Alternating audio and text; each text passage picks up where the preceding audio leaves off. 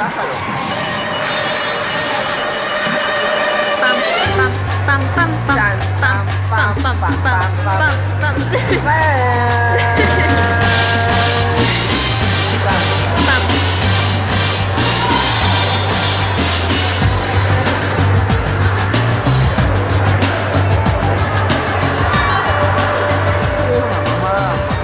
No, no es una paloma, boludo.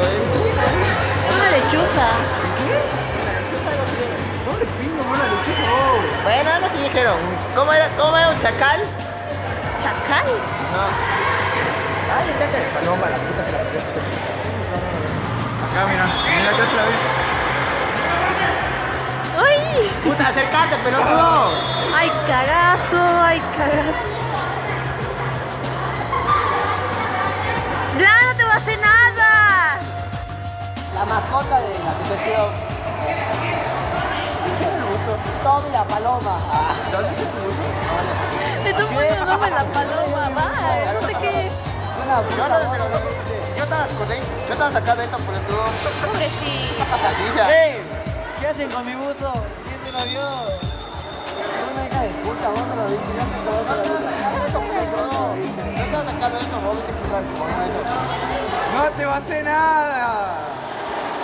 ¿Qué? No, tape. ¡Ahí está! ¡Ay! Acá sí está cerca, capera, chicos, bueno. La negra que la hice ahí arriba de las tablas del monumento. Pero por ahí no puede volar.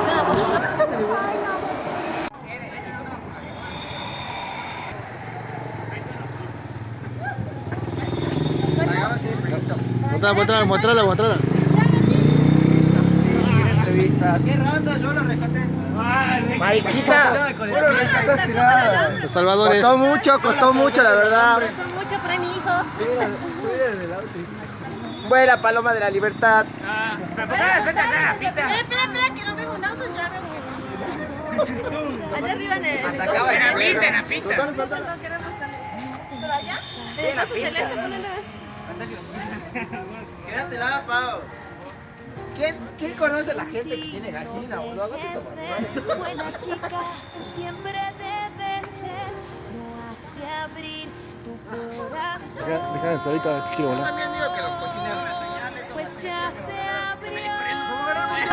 Libre soy, no puedo ocultarlo más.